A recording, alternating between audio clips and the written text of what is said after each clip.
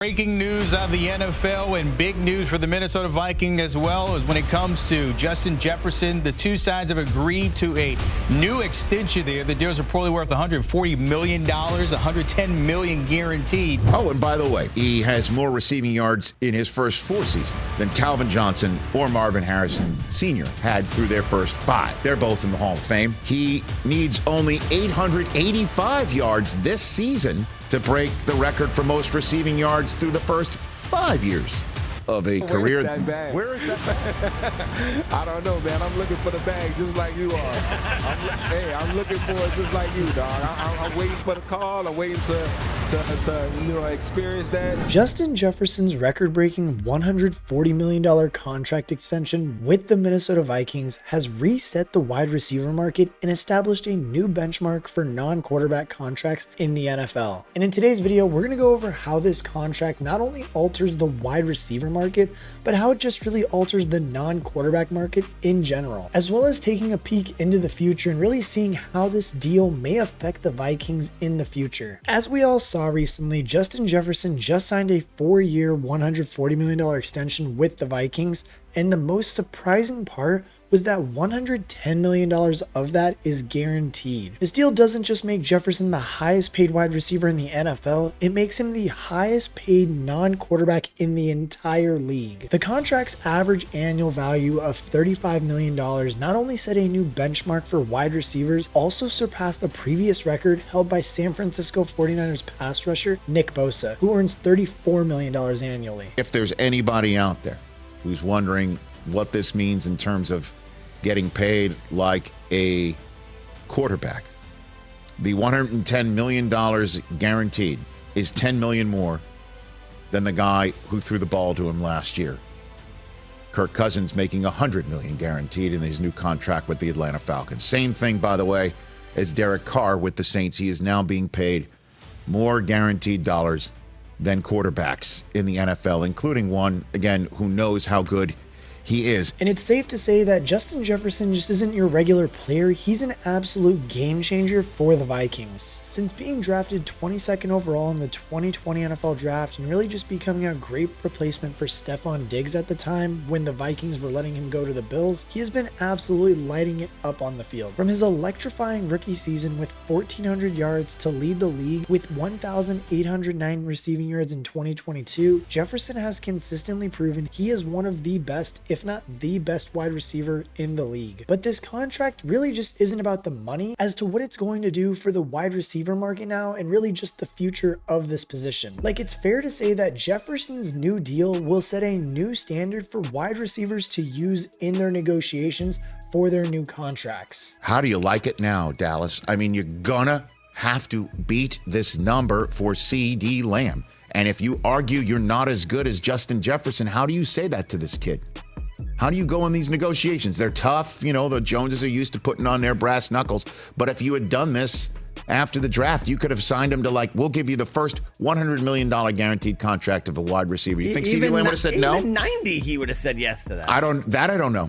Think about the guys like Brandon Ayuk, CeeDee Lamb, Jamar Chase. They're all looking at this contract and thinking, I'm the next one in line for a big payday. And it's safe to say that the ripple effect of this deal will be felt all around the league. In order to maintain these players of such high caliber, they're going to have to shell out larger contracts and more contracts with more guaranteed money. And that's not only just to keep the guys they have, but that's also to try to attain some of the more top caliber and just high caliber players of this position group. Like, it's safe to say the bar has been raised and there's absolutely no turning back now. Like, I mean, hell, his contract was so much money that it could even cause the Dolphins to go back to the drawing board and restructure Tyreek's deal to make sure he feels compensated in the appropriate way. Whatever Jefferson gets, that's what Tyreek Hill's going to try to get.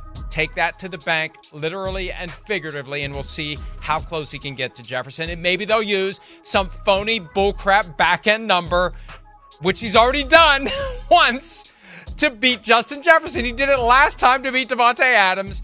They'll do it this time to beat Justin Jefferson. Well, they're going to have to do something. And here's another interesting thing about this whole extension. Jefferson's 4-year deal differs from the recent trend of wide receivers opting for shorter 3-year contracts, to where Jefferson's is a 4-year extension. But why is this so significant? Well, shorter deals let players hit free agency again before they turn 30, which means another big payday. But Jefferson, he chose long-term security over the potential for another big payday in a few years. This decision reflects his confidence in his abilities and his commitment to the team, and honestly what he means to this team. The Vikings needed that extra year to offer the substantial guaranteed money Jefferson received, so essentially it's a win-win for both sides. For the Minnesota Vikings, securing Jefferson was a strategic necessity. With the departure of quarterback Kirk Cousins and the drafting of rookie quarterback JJ McCarthy, the Vikings needed to ensure their new signal caller had a top-tier weapon at his disposal. Jefferson's presence on the field will be a crucial one for McCarthy's development and the team's overall success. And I mean, given that the Vikings did let Kirk Cousins walk to the Atlanta Falcons this offseason, they had plenty of money to play with. Jefferson now becomes the highest paid player on Minnesota's roster, putting even more pressure on Kevin O'Connell to win with a young quarterback on a rookie deal, so that the Vikings can continue to add pieces around their JJ to JJ connection. And look, the Vikings front office felt that if they waited any longer to try and extend Justin Jefferson, that they were going to have to pay even more money than they did already. And just considering his undeniable talent and where the market already was sitting, if they waited any longer and let CeeDee Lamb get paid or these other guys, he may have even been paid even more money than what he was already given. Like, honestly, I think they made the right move at the right time to pay him right now. And as great as it was to see this contract get done, there are some scary things when you look into the future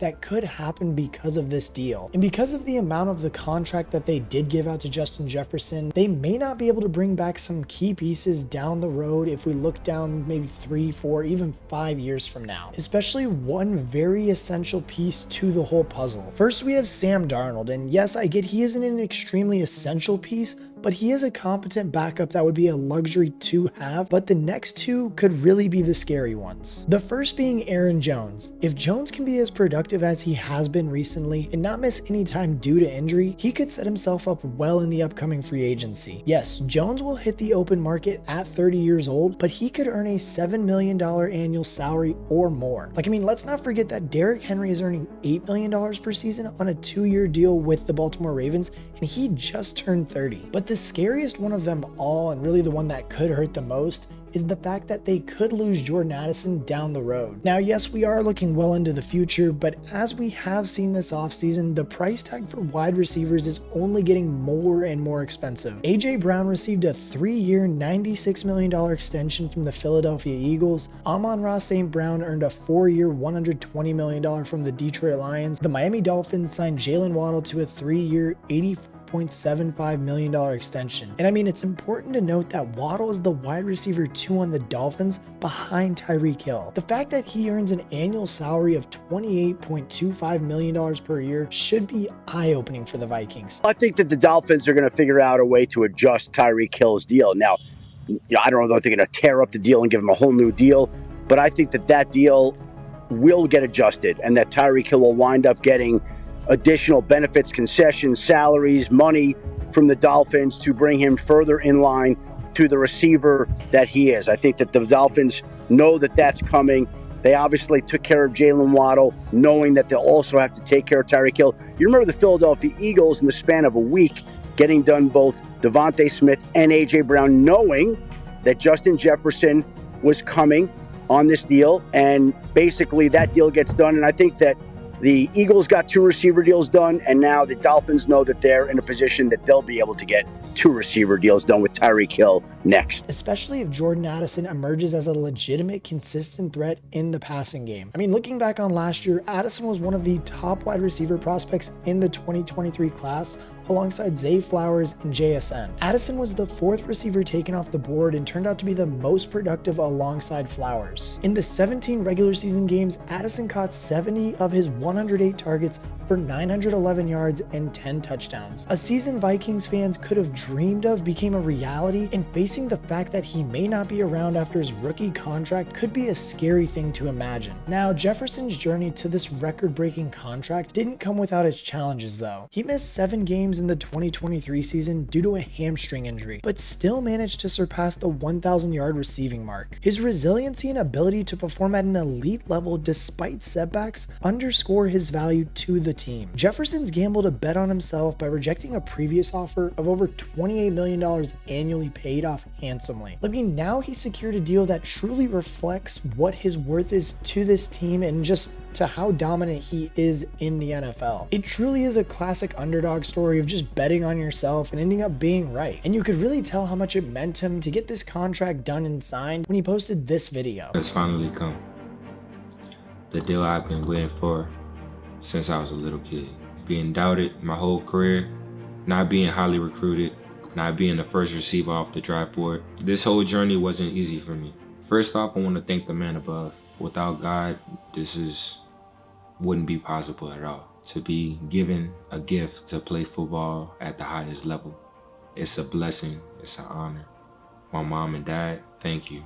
This is a journey for all of us, and y'all still with us every step of the way. Since being drafted, Jefferson has consistently demonstrated his dominance on the field. He finished second in the 2020 Offensive Rookie of the Year voting with a 1,400-yard season, followed by a 1,616-yard season in 2021. In 2022, he led the league with 1,809 receiving yards and 128 catches, earning the Offensive Player of the Year award. His career achievements include breaking franchise records held by legends like Chris Carter and Randy Moss. Hell, the All-Pro wide receiver has overtaken 4 franchise records, including surpassing Hall of Famer Chris Carter and Randy Moss's for receptions and yards in a single season. Jefferson also holds the record for the most receiving yards in an NFL player's first 4 seasons, solidifying his status as one of the NFL's premier wide receivers. This man, most receiving yards in the history of the NFL through his first 2 seasons, broke Odell Beckham Jr.'s record. Most receiving yards through the first 3 seasons, he broke Randy Moss's record.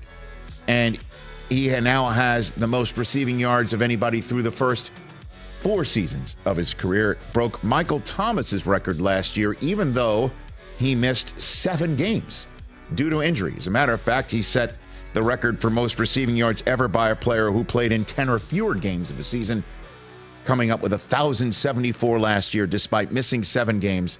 And also missing Kirk Cousins. So now, after taking a look at the Vikings' future, what does this mean for the future of just the NFL and other wide receivers in the league now? Well, it's safe to say that Justin Jefferson's new contract is more than just a financial statement. It is a true narrative of just ambition and resilience, and really just rescaling and resetting the wide receiver market in the NFL. It not only redefines just what top wide receivers in the NFL can be paid, but it really just continues to evolve what NFL contracts and player contracts can continue to evolve into in the NFL. And one thing that stands out to me personally is just how smart the Eagles look now after paying Devonta Smith and AJ Brown before this contract did get announced. And look, yes, while both of their contracts are still very large for 2 wide receivers on the same team, taking up a significant amount of cap space, they were able to pay them what they thought was fair, rather than letting the wide receivers have the leverage and be able to ask for more money than they wanted to pay. Because as it stands right now, the Cowboys are going to have to pay CeeDee Lamb, and it may even be more than what Jefferson was paid, just because the Cowboys waited this long. But that is one thing that the Cowboys are always doing, or have just been doing recently, is waiting till the very last minute to pay their star players. They tried to get ahead of the curve and pay Dak an amount that they were comfortable with, but then he got injured and kind of scared them into not wanting to pay players before their contracts were up. And as crazy as it sounds, I could see the Cowboys maybe even paying a hefty amount of money to keep CeeDee and letting Dak walk in the next couple of years, or trade him and let Trey Lance or some other quarterback on a cheaper contract just quarterback that team. No matter what though, this deal symbolizes ambition and resilience. marking a significant chapter in Jefferson's surely to be Hall of Fame legacy. It reshapes the financial landscape for wide receivers and sets a new standard for what's possible. Justin Jefferson's story is far from over. He's still young, still hungry, and still has a lot to prove. But one thing is for sure, he's already made his mark on the NFL, and his journey is just beginning. But as always, I want to know what you guys think. Really, what is going to happen because of this wide receiver contract? Who do we see get paid next, and what is that number going to be like? And for me, I think it's going to be CeeDee Lamb, and it's going to be a ridiculously high number just because Jerry Jones doesn't really know how to negotiate these contracts anymore. But let me know in the comment section what you guys think, and as always, I will catch you guys in the next one.